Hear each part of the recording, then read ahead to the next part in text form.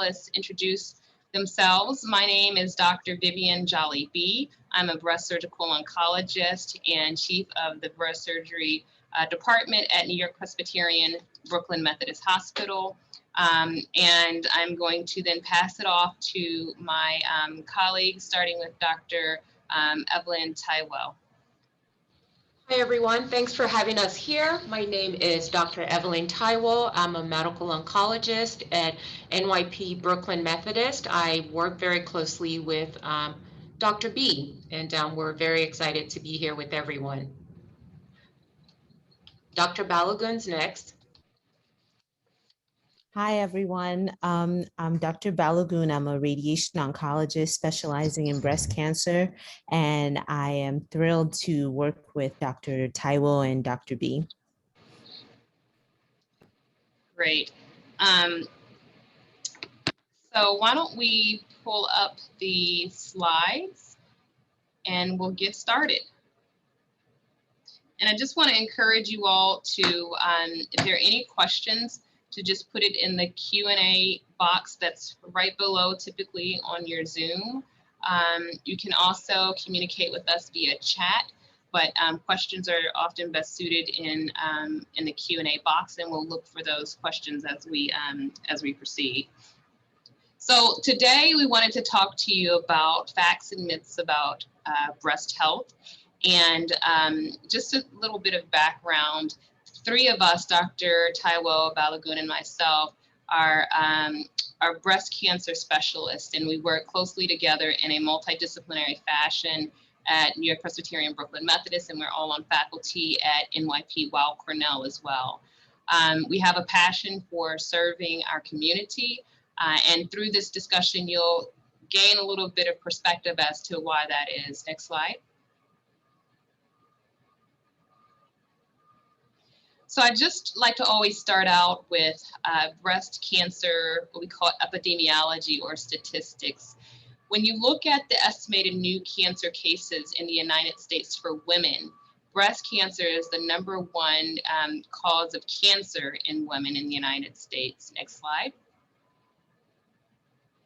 And when we look at the estimated causes of death due to cancer, breast cancer is the second leading cause of death due to cancer in women, only following lung cancer. Next slide. And just because we have a special focus in the Black community, I always like to just talk about numbers in the United States. So according to the US Census Bureau, nearly 42 million Black Americans live in the United States. And of course, this makes up about 13% of the total population, and that's growing. The top 5 states for African Americans are New York, Florida, Texas, Georgia, and California. But as many of you know, many parts of the United States continue to diversify. Next slide. So I gave you the statistics for breast cancer, but what about disparities or statistics as it relates to racial, ethnic differences? So breast cancer, although Black women are slightly less likely to be diagnosed with breast cancer, Black women unfortunately have a 40% higher mortality, or what we say death rate, than white women when we talk about breast cancer. And that slide is illustrated, that fact is illustrated by the chart that's to your right, where the red line are Black women and the blue line is white women. And as you can see, Black women have a higher mortality. Next slide. Now this is due to many factors, but just when we see those numbers, what we call that breast cancer disparities or disparities. And this just highlights that, again, nationwide, the breast cancer mortality or death rate is 40% higher for Black patients compared with white patients. Next slide.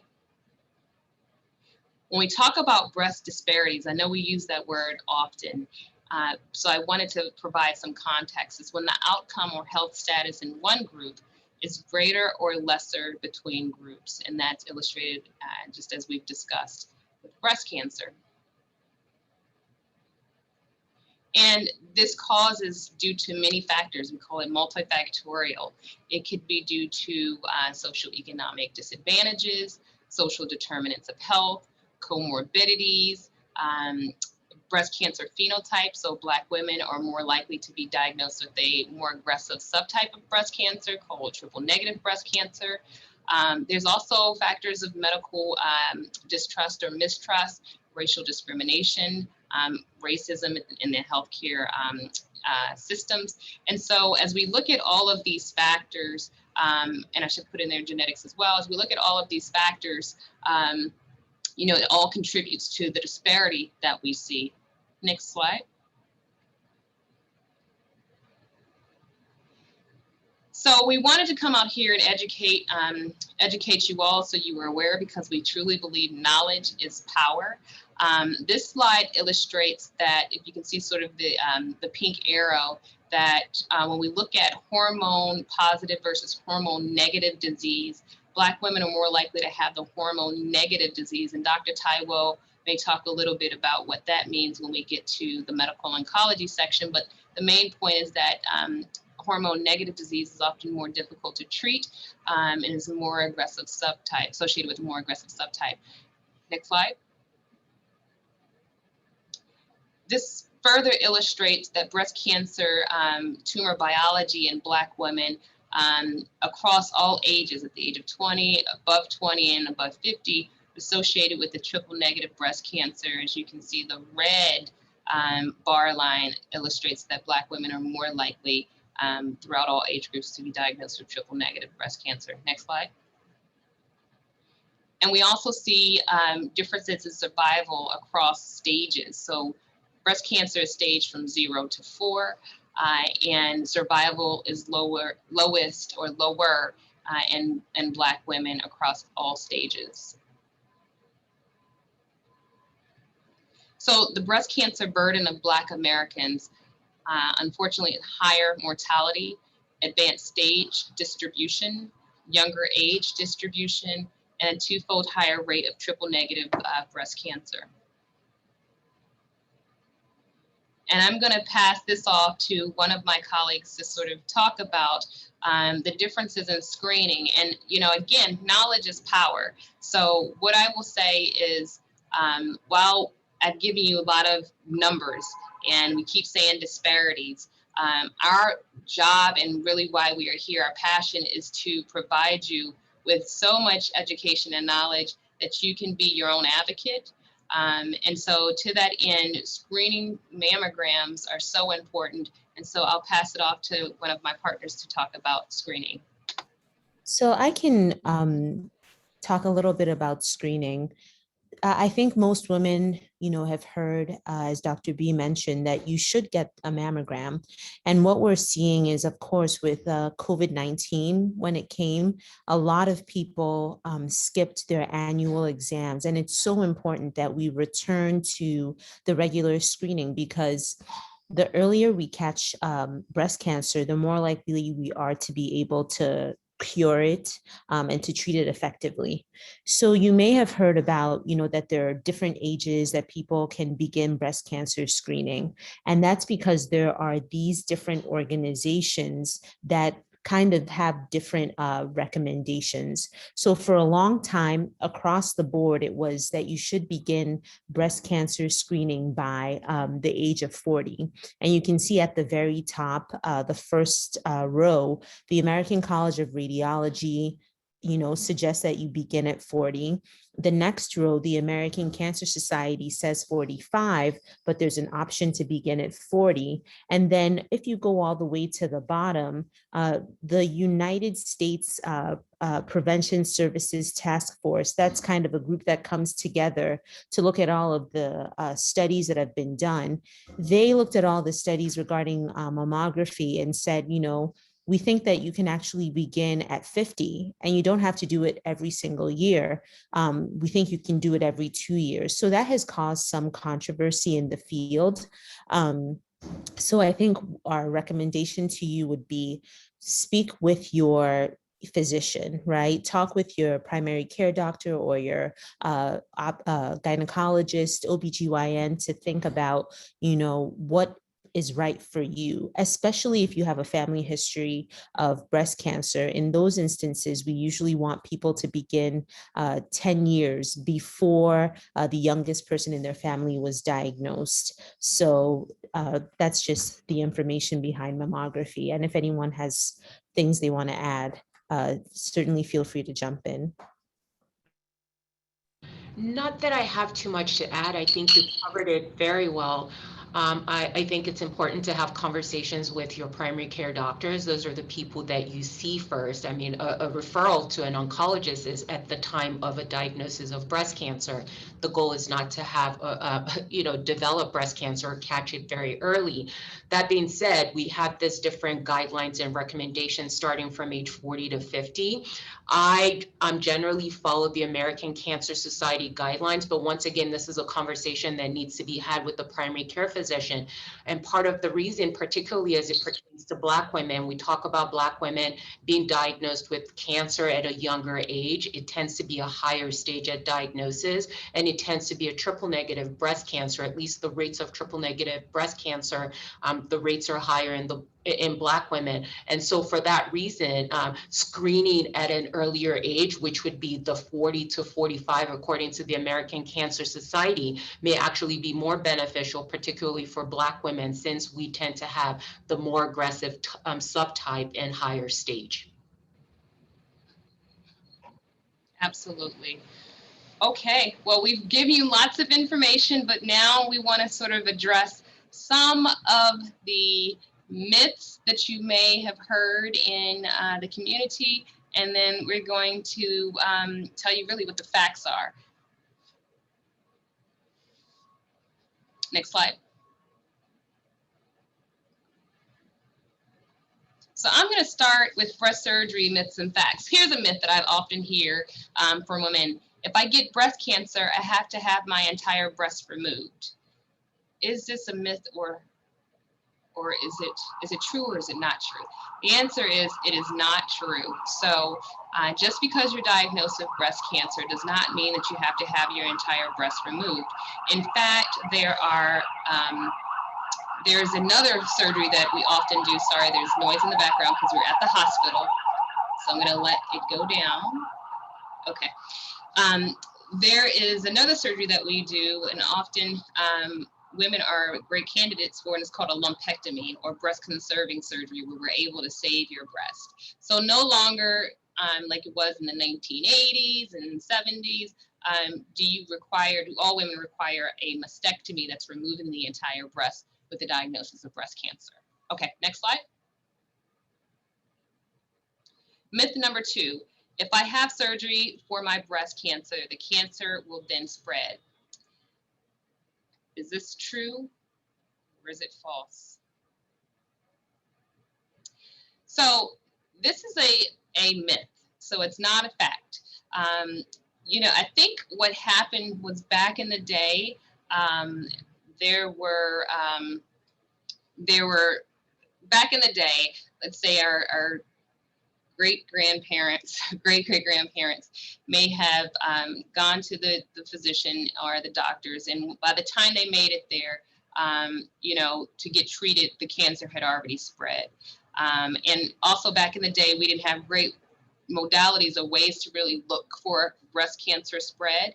And so I think that's where the association of, cancer spreading with surgery came about. But really, in fact, it's sort of cancer had already spread. It wasn't the surgery that caused it. Nowadays, we are able to really look closely and catch cancer very early. People are coming in to get treated before it's more advanced stage. And there's no scientific proof or evidence that by having surgery or making an open wound that causes cancer cells to spread. Next slide. Fact or myth? If I don't have a family history of breast cancer, I won't get breast cancer. What do you think, Dr. Balogun? Is this fact or myth? I think most people think that you're supposed to have a family history of breast cancer, but I feel like I'm cheating because I know the answer. So the answer is, this is a myth. So, so the myth is if I don't have a family history, I won't get breast cancer. And really, 85% of breast cancers that are diagnosed are actually not associated with a family history. So really the minority percentage of patients who have breast cancer will have a family history. Now, certainly want to know about your family history because it's sort of our spidey senses go up and there are things that we need to look for. But just because you didn't have a family history does not mean that you will not develop breast cancer. Next slide. Okay, go ahead, Dr. Balogun. Yeah, I wanted, so along those lines, I wondered if you could talk a little bit about, so what does cause breast cancer? Because that's what people, if it's not the family, then why am I getting it? You know, if I've tried to live a pretty healthy life, that's what I find people, you know, confused about. Yeah, I think that's a great question, and we don't know all the answers to it. It's sort of many factors. So environment, you know, eating habits. Of course, tobacco and alcohol have been associated with other comorbidities and cancers. We look at social determinants and know that those also contribute to sort of exposures that then may later result in one little cell turning into a cancer cell. What are your thoughts, Dr. Taiwo or Dr. Balogun? I'll throw it back at you. So I think, you know, exactly what you said. I try to tell people we don't really know. You know, we haven't fully figured it out. So of course, but we know that there are things that increase your risk, like the things that you mentioned. I think sometimes people think about, I just saw someone who was talking about estrogen replacement therapy. So we know that we've known now for some time, at least 2 decades, that there's a form of hormone replacement therapy, you know, replacing estrogen. Maybe you're having a lot of symptoms due to menopause, and there's a form that can increase your risk of cancer. But right now, I think most people put you on a form that doesn't increase your risk of cancer. So that's what else I would add to that. Yeah. But unfortunately, most of it is just bad luck, that there are changes in your body. For some reason, the cells in your body that are supposed to die off keep growing, and we're still yet to fully understand why. Absolutely. Okay, next slide. So, fact or myth, using underarm antiperspirant or deodorant can cause breast cancer. I've heard this a lot in the community. Let's see if this is a fact or a myth. Next slide. So the fact is, there is no evidence of connection between deodorant and breast cancer, but the safety of antiperspirants is still being studied. The way that I sort of look at this is, you know, again, no studies have proven this. I am, as my colleagues know, very pro eating healthy and thinking about sort of chemicals. So I have definitely tried natural deodorants. They don't work well. But I have switched them over, and for those patients or people who want to go that route and do natural, I am in full support. But there is no study that supports that myth. Next. If you maintain a healthy weight, exercise, regularly eat healthy, and limit alcohol, you don't have to worry about breast cancer. Next slide. So although these behaviors absolutely can help lower your risk, they don't eliminate your risk of breast cancer. Remember, we said breast cancer is due to many different factors. So you want to, of course, be careful and thoughtful about what we call those modifiable factors, things that you have control over: alcohol intake, smoking, tobacco use, you know, the way that you eat, maintaining a healthy lifestyle. Those may be things that you can sort of modify. We always encourage exercise and staying active, but those behaviors don't absolutely prevent you from getting breast cancer. Next. This is a good one. Carrying your cell phone in your bra can cause breast cancer. I've heard that. I'm going to let you talk about that one.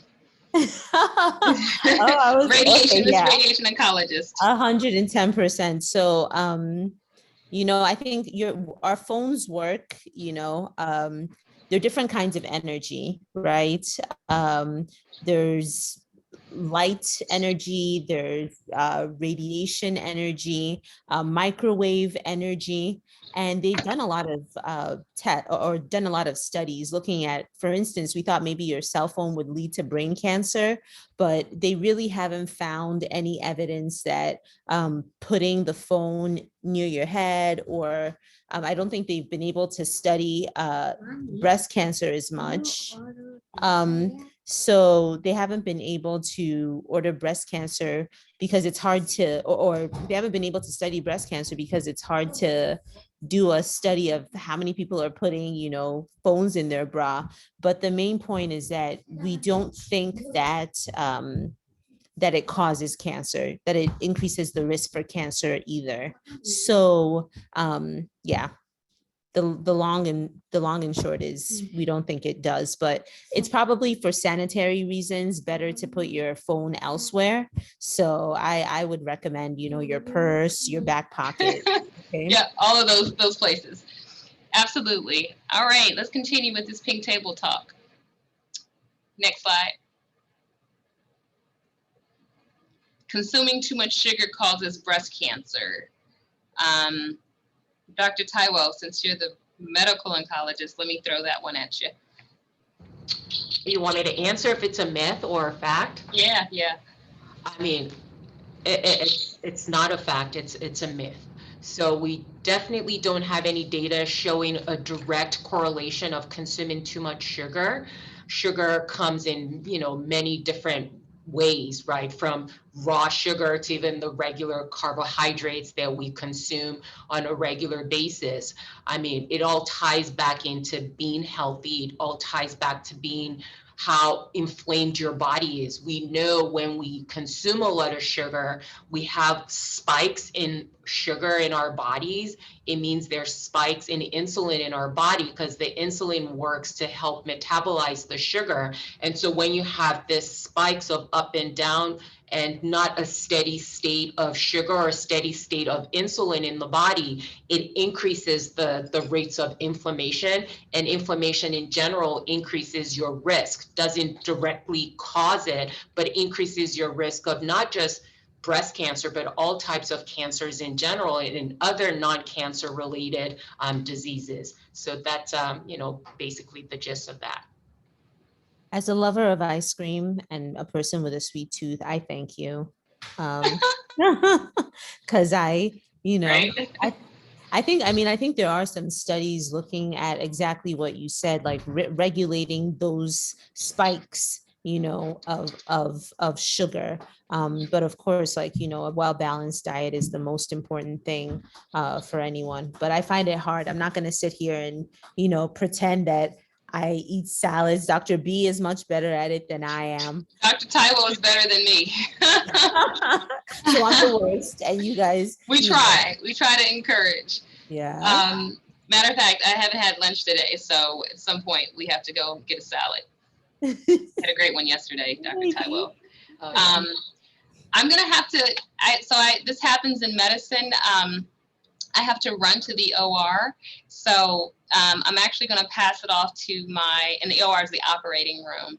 I'm going to pass it off to my wonderful colleagues to continue the myths and facts, because I know we've got some good ones coming up. Again, thank you for having me, and I look forward to continuing this sort of journey of educating our community. So I'm going to sign off. Thank you for saving lives. We appreciate it. Thank you, Dr. B. Thank you. So I don't know if you want to take this on, Dr. Taiwo, or I can, either way. You can go for it. It's fine. Great. So myth, annual mammograms guarantee that breast cancer will be found early. And actually, I'd love to, if people don't mind, I would love to have some people put thoughts in the chat, maybe a few ideas about what they think about that. Do you think that if you get your mammogram every single month, that it will guarantee that breast cancer will be found early? Yeah, every single year. Exactly. So anyone have thoughts, some initial guesses? All right, well, let's see. Maybe next slide, we'll just go ahead and proceed. So even though mammography is the best tool that we have, it doesn't always find breast cancer at an early stage. So it increases, the likelihood that we're going to find cancer early. So before we had mammography, I think mammography came around in the 1980s. And before, exactly, Jean, you're 100% correct. It is a myth, unfortunately. I wish it was true that we would always guarantee that we found them early. But mammography came about in the 1980s.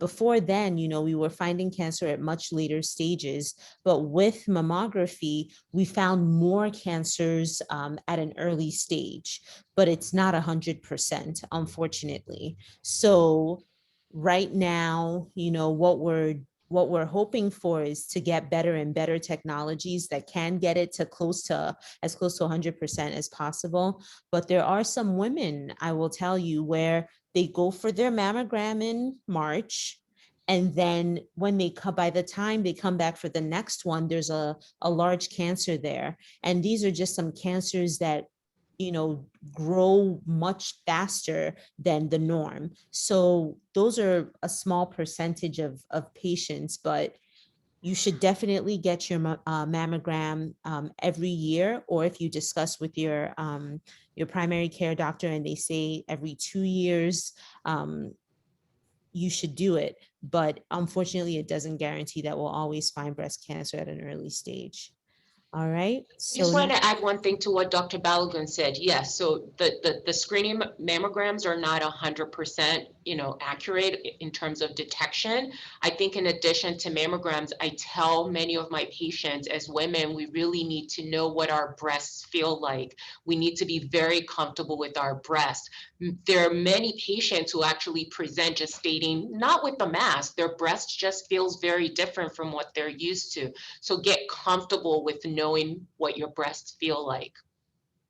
and I love that you said that. I like listening to podcasts, and there was a podcast, Michelle Obama's podcast, and she said that as women, sometimes we can come from societies where it's taboo to touch your breasts, or it's, it might be frowned upon, and it's so important to not let that stop you from empowering yourself, right? To do something excellent for your health, like knowing your breast and doing a monthly breast exam. Okay. So next slide, please. All right. So all breast cancer is treated pretty much the same way. What are people's thoughts about that? I'll just give it a few seconds because we like to hear from our audience.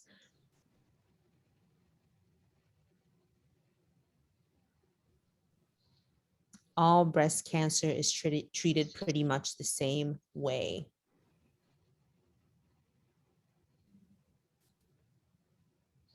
All right, can you move on to the next slide, please? So this is a myth, unfortunately. So I think a lot of times what people find, and Dr. Taiwo, you can let me know if this is your experience too.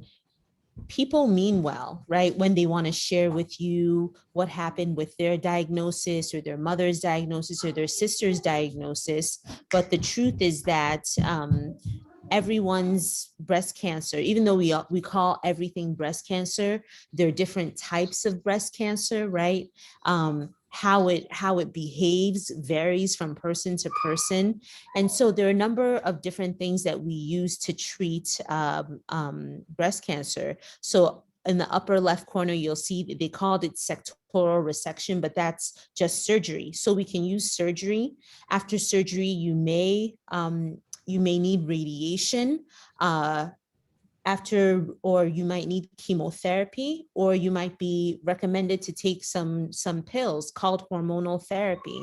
So it really just depends on each individual, what their cancer is, and what your preferences are. So just keep that in mind when people, even though they mean well, tell you, oh, this is what's going to happen and that's what's going to happen and that's what I had. It really varies. Anything else to add? No, because I think I'm going to address it a little bit when my slides pop up. Great. And Megan said it's an absolute myth. So, and Lauren said it's a myth as well. So you both were completely right when you said that it was a myth. All right, next slide, please. So I think we're going to now transition to Dr. Taiwo. Yes, so I'm going to talk about the medical oncology myths and facts. Medical oncology basically is the part of oncology care that manages, when it comes to breast cancer, that manages breast cancer with medications, and there are different types of medications. So basically, this is one question that there's only one kind of chemotherapy and it can't treat any kind of cancer. So we're going to say, is this a fact or a myth? And Dr. Taiwo, for chemotherapy, what do you mean by chemotherapy? So when we talk about chemotherapy, I mean, chemotherapy is just medication that generally destroys cancer cells. And I think when people think of chemotherapy, there's this one focus that there's only one type of treatment, and there isn't. When we actually talk about chemotherapy, if you notice, the first slide had chemotherapy in quotes. So like Dr. Balogun mentioned earlier, when we talk about managing breast cancer, there's the surgical part, which involves surgery, there's the radiation part, and then there's the medication part where chemotherapy could be part of the treatment. Sometimes we give patients hormonal therapy, which are sometimes injections, sometimes pills, and then sometimes we treat patients with what we call targeted therapy, such as monoclonal antibodies, which also target specific things in the cancer. I think in general, when people say chemotherapy, they're including the medications that could be IV or could be oral pills. They're also including hormonal therapy, which is actually not chemotherapy. They're anti-hormone drugs that target breast cancer that has hormones, or breast cancers that are fed by estrogen that we make as women. And then we have the targeted therapies as well. So there is not one particular chemotherapy for all types of breast cancers. Some breast cancers require chemotherapy, which are medications that will destroy cancer cells. Sometimes they cause destruction of other normal cells. And when people think of traditional chemotherapy, that's what they're thinking about. But then there are breast cancers that do not require chemotherapy, that may require just anti-hormone therapy, which generally are pills. They're injections, but they're generally pills. And then there are times where it's just targeted therapy that's also required, that's also not chemotherapy. So it's important for patients, when I meet a patient for an initial visit, to not allow, the fear of what they think chemotherapy means to sort of come to a visit with this sort of decision already being made about, oh, I don't want chemotherapy, and you may not require chemotherapy. So it's important to know that chemotherapy means different things, and not all patients require chemotherapy. And even for patients who require chemotherapy, there are different types of chemotherapy drugs. We have to go based on the type of breast cancer, the size or the stage of the breast cancer, the age of the patient's medical history, their ability to tolerate some of the treatments that we're recommending. There's a whole lot thought process that goes into making a decision about what medication is going to be used to treat a breast cancer. And are all chemotherapy, is all chemotherapy in the form of IVs, or are there some oral drugs? Can I make a decision which one I want? So there are chemotherapy drugs that are pills. Most chemotherapies right now are still intravenous, which is through an IV, but there are oral chemotherapy drugs. Now, in terms of managing a breast cancer, the type of chemotherapy we're going to recommend, whether it's to suggest, an oral form versus IV, a lot of that also really depends on the type of breast cancer and the stage of breast cancer that the patient has. For patients that we're treating for early stage breast cancer who require chemotherapy, because not all of them do, it's still generally an IV form of chemotherapy we give those patients patients. For some patients, we have oral pills if they're a stage 4, and then sometimes it's a combination of both. So, but I think it's important to just not necessarily know about all the chemotherapy drugs. That's what we do as doctors, but for patients to understand that there are different types of drugs that exist, and then even chemotherapy is a type of drug. It's not the only drug, and there are different types of chemotherapy drugs, and asking specifically about their own treatment. And I was going to say, you said that's what remembering all the chemotherapy drugs is what we do. It's what you do. God bless you, because there's so many to keep straight. Yeah. I do not know as much as you do. So next slide, please. And so the next question is, chemotherapy is only given for terminal patients. I'm going to go through this really quickly because I know we have some radiation myths and facts to also address. So next slide. So that is a myth, because chemotherapy is not only given to patients who have terminal breast cancer. We actually sometimes do not give chemotherapy to patients who have, when we say terminal, a breast cancer that has spread. There are many types of oral medications that exist for some of the breast cancers that have spread, and not everyone requires chemotherapy. And even in early stage, which are patients that are being treated with the goal of cure, because we can cure the breast cancer, we do give those patients chemotherapy depending on the type of breast cancer they have, the stage of the breast cancer that they have. And generally, when we give that chemotherapy, it's really to try to eliminate any tiny cancer cells that may be in the body that can cause problems in the future for that patient. So chemotherapy is actually not only given to patients that are deemed terminal. We give chemotherapy to a lot of patients with early stage disease, and patients thrive after they've been treated. And chemotherapy basically is just what we call systemic therapy, which is a drug that is, whether it's oral or whether it's IV or whether it's an injection given under the skin or into the muscle. These are just drugs that travel through the body, through the bloodstream, right? So you take it by a pill. If your body absorbs it through the stomach, it goes into the bloodstream. We give the medication through an IV, it goes to the bloodstream and then goes to the areas where the cancer cells are or could be. And basically that's why we give chemotherapy in patients who are not stage 4. And then in patients who are stage 4, we may give chemotherapy to also reduce the disease burden.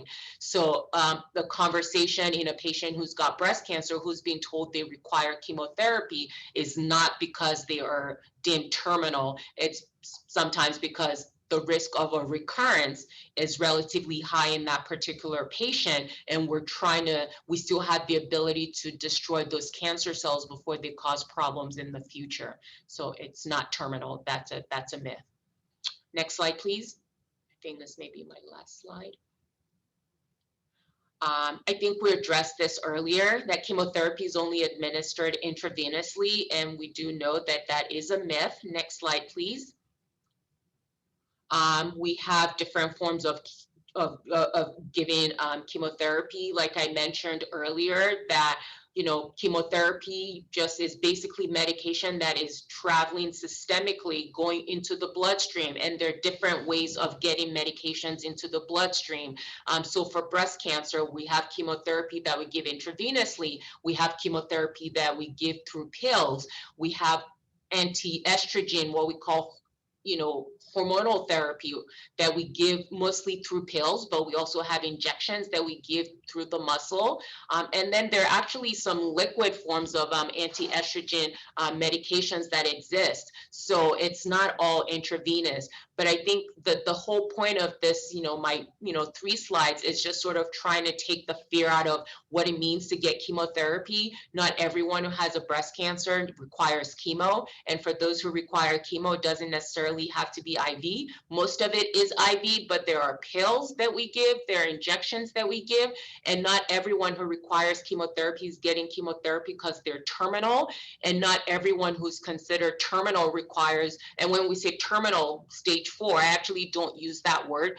Terminal is generally when I have that conversation for patients that are no longer responding or they really become debilitated from their disease. Stage 4 does not mean terminal. I have stage 4 patients that are in their 10th year of being treated for breast cancer. So it's absolutely important to just have that conversation. You know, this is really to eliminate fear.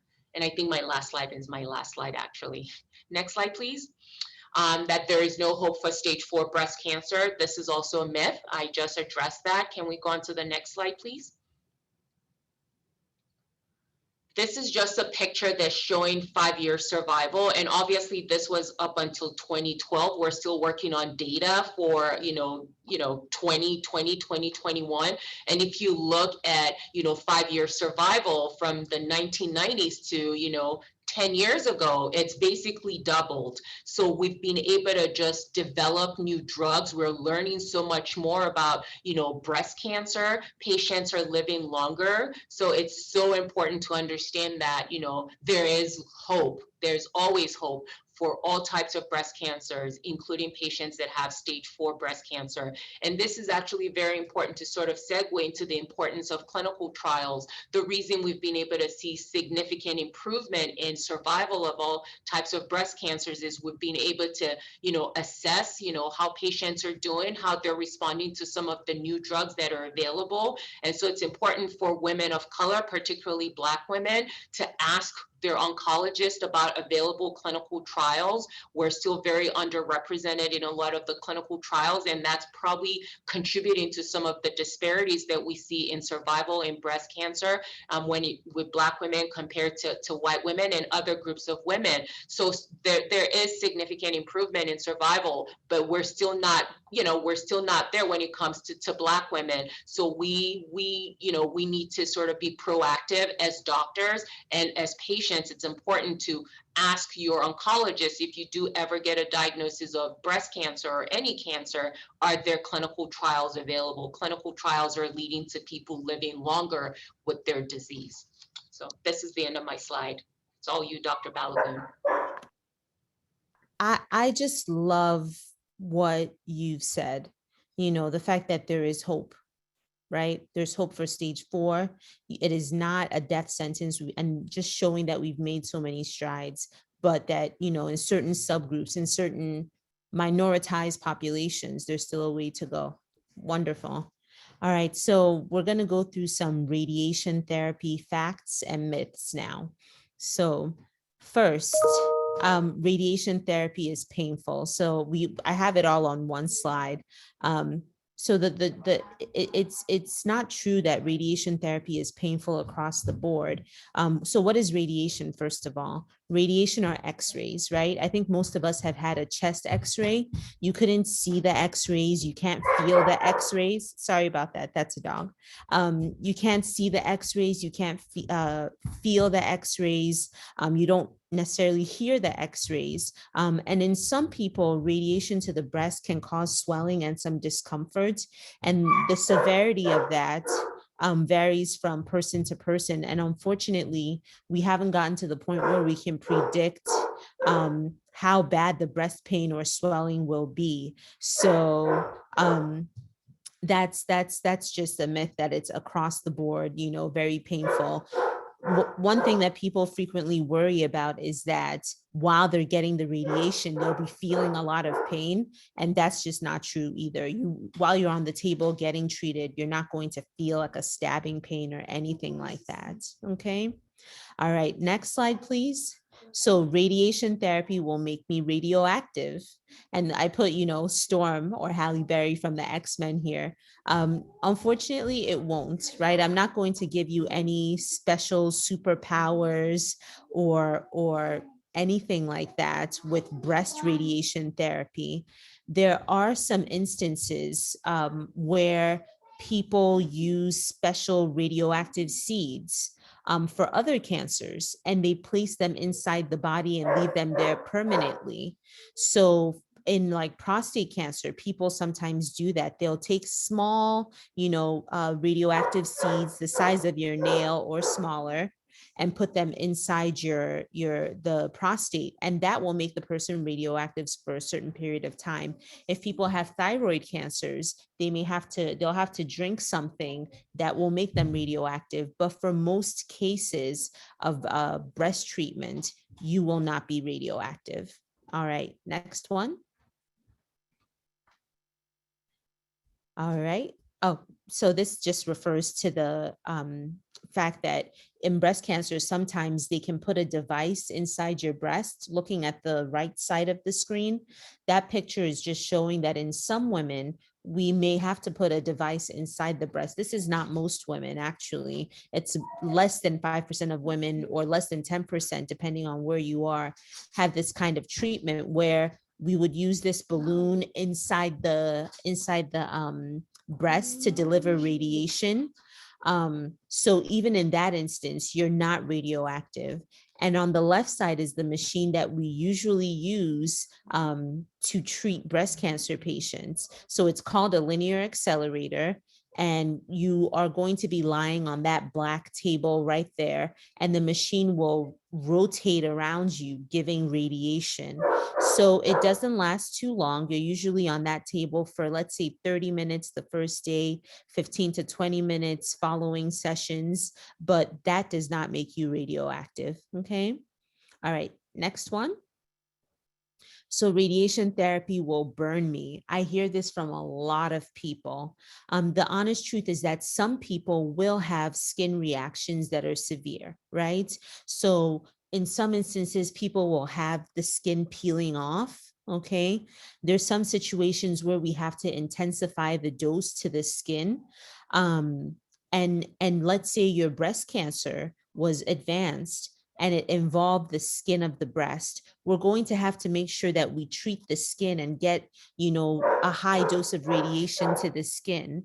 So in those instances, you're going to have more skin side effects. Your treatment team will prescribe medications to kind of decrease the severity of those side effects to get the skin to heal. But usually you're not going to get a burn like that. You're not going to have open skin. In certain cases, you will.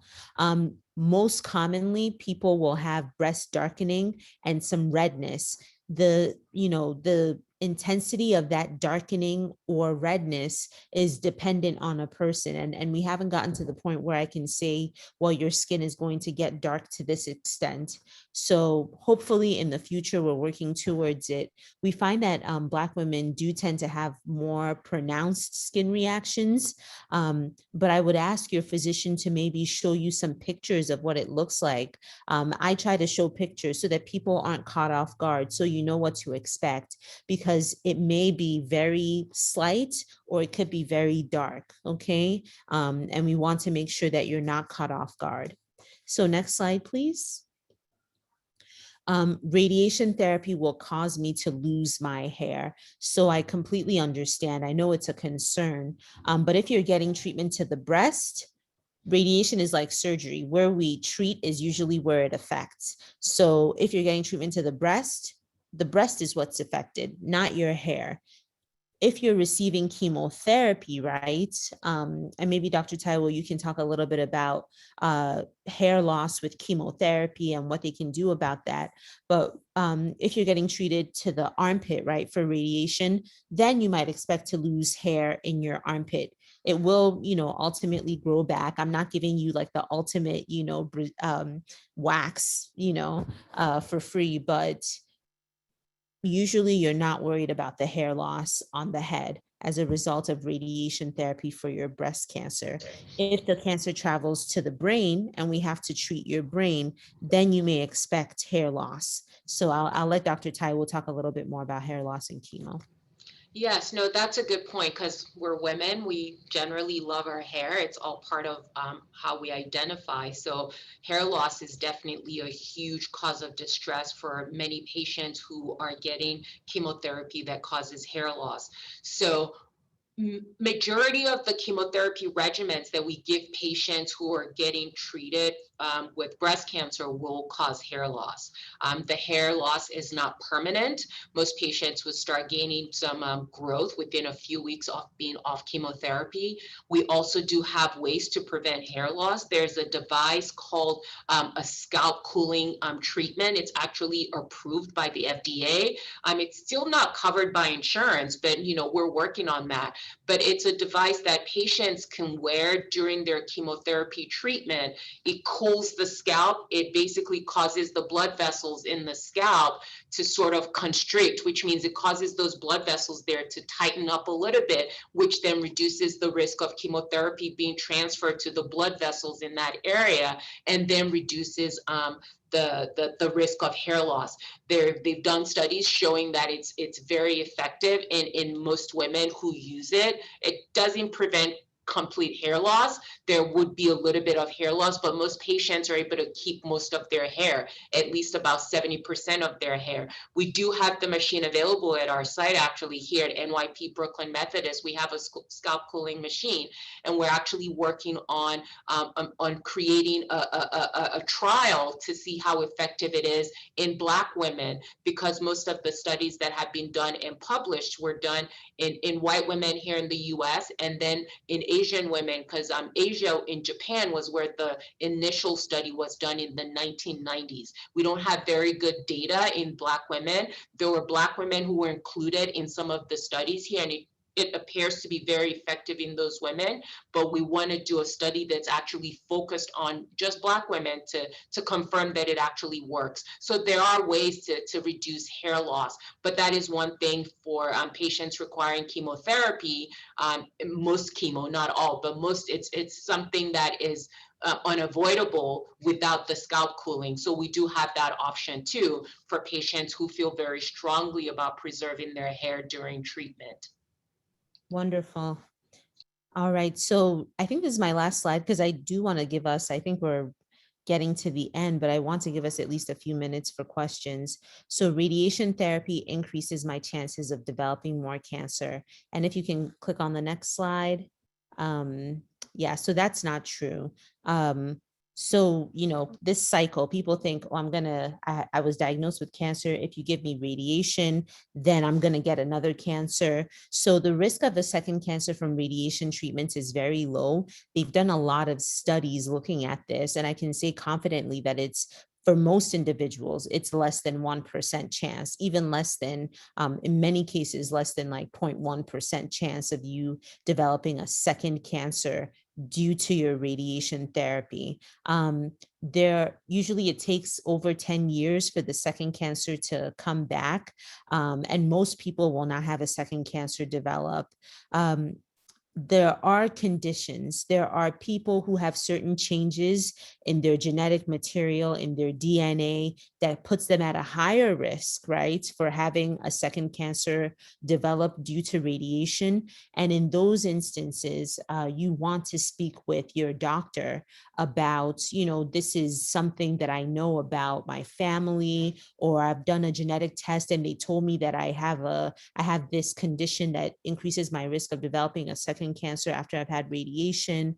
So, we would talk with you about, what's the benefit of getting radiation versus the risk of the second cancer, and weigh them and make a decision about proceeding with radiation. But for most instances, the risk of a second cancer is less than 1%.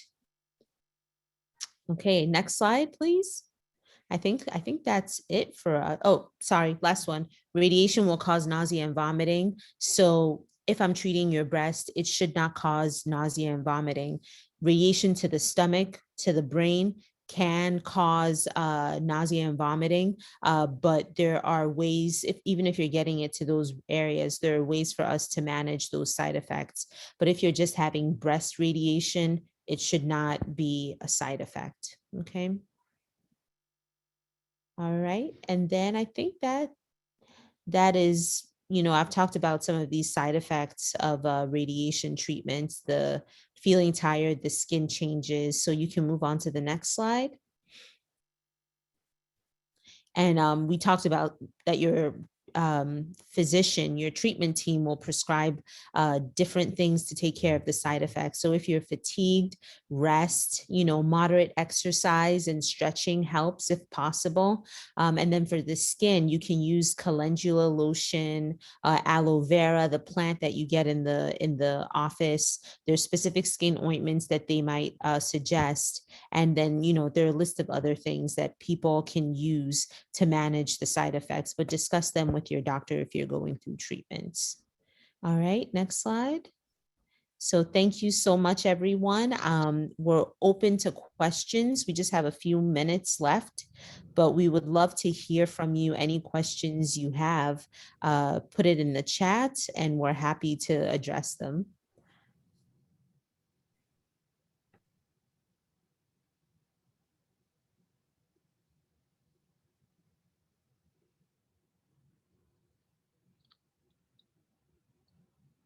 Any questions?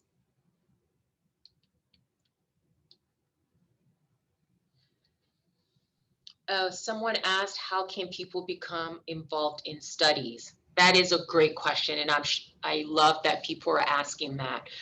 So there are different types of studies. We have studies that are looking into how patients respond to a type of treatment. There's studies that are available where we're just asking specific questions from patients, sort of more survey questionnaire type questions, type of studies. So it really depends on the type of breast cancer that a patient has. There are studies that are looking at patients who are early stage versus patients who are metastatic. So I think how to get involved in a study really is asking your oncologist if you've been diagnosed with the breast cancer.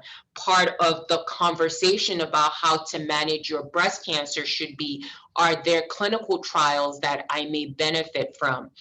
There are certain treatments that are pretty standard where there are no real, questions about how these patients are being managed, where we're not doing studies because we know that our current standard of care is very appropriate, has very good survival and very good responses. We may not be doing studies in patients that we know this is the standard treatment. You're definitely going to do fine. Well, not definitely, but you're probably going to do fine.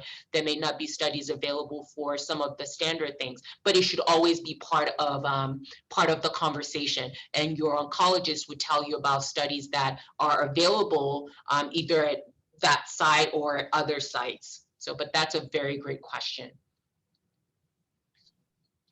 And I think Jean followed that up by saying, is having cancer a requirement for the trials? So that's a sort of a big question. So I mean, we're oncologists, so all the patients that we're seeing are generally patients that have a cancer or have had a cancer. So there will be studies, looking actively at patients that are being treated for a cancer. There will be studies looking at patients who've been diagnosed with a cancer. But a patient without a cancer probably could be involved in non-cancer studies, and that would be with a non-oncologist. It may be with an epidemiologist. So, but those are still questions, because I think it's important for us to also gather data from patients who don't have cancer that could actually help us in our goal of being able to eradicate cancer in the future. But once again, as a cancer center, because we're oncologists, we only see cancer patients. So yeah, all the patients that we enroll in our trials here are cancer patients, but that's not to say our colleagues who are treating non-cancer patients don't have studies available. So it's just a question to be, that needs to be asked to your doctor. So 110%. So one other thing I wanted to highlight, when we were talking about mammograms before, there's all this controversy. When should you start? How often? So I encourage people to join the Wisdom study. So I put the website link in the chat. Basically, it's a study that's trying to find out, based on you, right? Based on your features, what is the best screening, what are the best screening recommendations for you? So they're using a combination of, your age, your family history, Plus, they're adding in your genetics. They're doing a genetic test, and there's certain genes that are associated with, a higher risk for breast cancer. So it's really a beautifully put together idea and trial. And you don't have to have breast cancer to be on that study. And you can actually enroll through the internet. So I urge you all to, check that out, thewisdomstudy.org. If you're interested in participating in trials, but you don't have breast cancer, that would be a great one to be involved in. Let's see. So someone else wrote, how often should you self-check for lumps, and how often should you see a professional to check if you are under 40? So that comes from Mia Harris. Thank you so much. So in terms of self-check exam, if you look online, there are a lot of differing opinions. Some people say doing a self-exam doesn't add anything. I personally would still encourage women on a monthly basis to do a self-exam. There are a number of women who find it on their own. And as we mentioned, in between mammograms, sometimes people develop cancer. Not that many people, but some people do. So I would still encourage doing your own monthly breast self-exam. And it varies how often you should go to your doctor and get a breast exam. But I would say it's safe to say annually, right? You're supposed to do an annual checkup, just like as an adult person going in, just to make sure everything is fine. So for both of those, for the clinical exam, I would say one with your doctor per year is fine. For the breast self-exam, usually, once per month would be fine. Dr. Taiwo, thoughts? I agree 100%. I have absolutely nothing to add. You covered all of that. Yeah. Great. There's a question here. It's a really great question from Catherine Carter. Yeah. And she asks, should you seek a second opinion? How can a patient identify the best doctor or facility to treat them? I love that question. And it's one where it's so important for patients to feel empowered. I say if you feel like your questions haven't been answered, I think patients generally would ask for a second opinion if they're asking questions that they're not getting answers to, or if there's some discomfort with the physician who's taking care of them. The discomfort doesn't necessarily mean that the doctor is not great. It may just be there's something about the interaction with the patient and the doctor that's just a little off. So I always tell patients, if you want to get a second opinion, absolutely get a second opinion. Every oncologist should be very supportive of a patient who wants to get a second opinion. Generally, the care is standard. So, most patients who get a second opinion would often get the same response. And I think sometimes patients need to hear the same response to feel comfortable with proceeding with the treatment. Because then if this doctor is saying this and the other doctor is saying the same thing, it makes you feel comfortable with proceeding with the treatment that you may have reservations about. And then in terms of identifying the best doctor or facility, I think when it comes to a facility, you want to be at a facility where they treat there's a large volume of the type of disease that you have. If you have a breast cancer, you want to be at a facility where there are doctors who specialize, who are experts in that particular disease type. And so that's the most important thing in terms of identifying a facility to treat you. And identifying the best doctor is a combination of both. A doctor that you're comfortable with, a doctor that you feel like is able to answer your questions the way that makes sense to you, and a doctor who's not annoyed by you asking questions and who's not annoyed by you saying, how would you feel if I get a second opinion? I mean, I've actually had a few patients who've asked for a second opinion. They usually all come back, but they just want to be very clear that, your recommendations are, they have some, they've come in with their preconceived notion of what they think you're going to tell them. And if you tell them something different, then that throws them off. And sometimes they want a second opinion, and we support that. And patients will usually come back after that. So I think that that would be my advice. Dr. Balogun, what are your thoughts? 110. I echo everything you said. Maybe I once had a friend or a colleague who said, if a doctor actively does not want you to get a second opinion, flip the table and walk out. Because, every physician should be able to stand by what they're recommending. Right. And I've had instances where people outright refuse to discuss a patient with me. I will tell patients, I want you to feel comfortable. I am not offended if you get a second opinion, Yep. because I stand 100% by what I said. And Right. frequently your colleagues will say, yeah, I would do the same thing. But I know of physicians that will not encourage you, will feel offended that you're getting a second opinion. If that happens, to me, it's a red, it is a red warning sign. So everything Dr. Taiwo said, having someone who has expertise in it, 110%. There's one question here about someone said that their friend had an inverted nipple, right, Jean, that could cancer cause an inverted nipple. And it's true, that's one of the ways that cancer can present if it's new, right? If they've had that inverted nipple since childhood and it's still inverted, then the odds are that it is not a breast cancer that's causing the inversion of the nipple. But if their nipples were usually pointing out and now it's inverted, I would say that is definitely grounds for them to, if they haven't already, gone to see their physician and gotten a mammogram. So the other ways that breast cancer can present, of course, sometimes frequently these days we're catching it on mammograms. You may feel something in your breast. Sometimes people can, breast cancer usually isn't painful. Sometimes, if it's gotten much bigger, then there can be some pain, but it's usually a painless lump.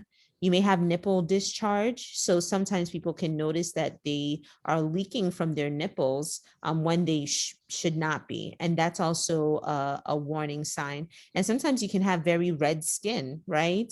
That's a different form of breast cancer called inflammatory breast cancer. So if your skin suddenly, becomes red, now if you have to think about, did you do something? But if there's no other cause and you're noticing very red skin, please come into your physician, because that could be breast cancer as well. Are there other presentations that I'm missing? No, I think we addressed all of them. And I also put the hospital and the breast centers link on the chat. You can access myself, medical oncology, Dr. Balogun, radiation, and Dr. B on there. And we have other colleagues working in the breast cancer center as well. So for additional questions, you can reach out to us and, we can take it from there. Great. All right. Oh, Raymond had another one. What are the chances of men having breast cancer? So did you want to help address that, or happy to tackle this together?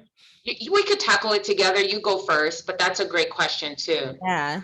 So for women, their risk of having breast cancer is, I think it's still at 1 in 8. So like 12.5% of risk throughout your life that you will have breast cancer. Men make up about 1 to 5%, or is that less, of breast cancer patients?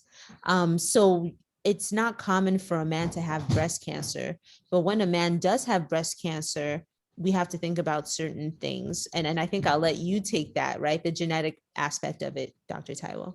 Right. So Dr. Balogun gave some numbers in terms of chances of men having breast cancer. So it's rare, but men do get breast cancer. I've had a few breast cancer patients. And like Dr. Balogun said, most men who are diagnosed with breast cancer actually do have an inherited gene, the BRCA2 gene, which is one of them. There are many genes that can increase your risk of breast cancer. BRCA, which is the breast cancer 2 gene, is the one we generally see in men who are diagnosed with breast cancer. It also increases the risk of prostate cancer, not just breast. So, but Breast cancer in males are also very treatable. We generally treat it, whether it's with surgery, radiation, chemotherapy, anti-hormone pills if it's needed. There are a few things that we know also increase the risk of breast cancer in men. So men who are born with an abnormal chromosome, something called Klinefelter syndrome, could also increase your risk of breast cancer. Men who are on some medications that it can increase the estrogen levels in the body. There's a medication called spironolactone, which is used sometimes as a diuretic. Those are, so drugs that are in that class could increase the risk of breast cancer. So it's rare, but we do see it, and it's also very treatable. So if there's a man who has some abnormality, they have nipple discharge, the breast feels odd, it's not, it's not completely unreasonable to be concerned about breast cancer and to present to be evaluated for that. And I think, right, Beyonce's father had breast cancer. I don't know of any other really notable individuals who have had male breast cancer, but you taught me something maybe long ago, Klinefelter's, Yes. that it has an increased risk. You guys, Dr. Taiwo knows everything. No, So she doesn't. yes, she does. We all feed off of each other. And that's the thing. Treatment for breast cancer really is what we call Yes. a multimodality, multidisciplinary way of treating cancer, because there are different aspects. I know a lot about the medical oncology, the medicine part. Dr. B is an expert and the expert when it comes to breast cancer. And then Dr. Balogun is all about radiation. So it's really wonderful to be at an institution and a facility where you have experts at all things. I can answer sort of basic questions, but when it gets more complicated, then you refer them to your colleagues. And so we generally are all taking care of the same patient. So there's this sort of collaborative, effort to make our patients well. And a patient is not a stranger to all the doctors because we all generally know the patients. So that's the Exactly. beauty of this. I think along the lines of what you've said, well, first of all, I've never worked anywhere. Not I've never worked anywhere, but just working with you and Dr. B, as well as all our other colleagues at the breast center is such a delight, because I respect your opinion. I know that you are passionate about delivering excellent care. So when we're all on the same page, it's wonderful. And you were mentioning multidisciplinary care. We meet once a week, and together as a group, we review all the patients, and that makes sure that we're not missing anything. Because I always tell people, 2 heads are better than 1. Imagine 10, from, as you were saying, all the different specialties, surgery, radiation, medical oncology, pathology, radiology, the people that look at the images. So all of us, and genetics, right? We can't forget Catherine. I don't know if she's on the call, but we have all of those experts looking at your case and thinking about how do we get you the best outcome possible. So that's what I'm very happy to be a part of, that kind of system. Right.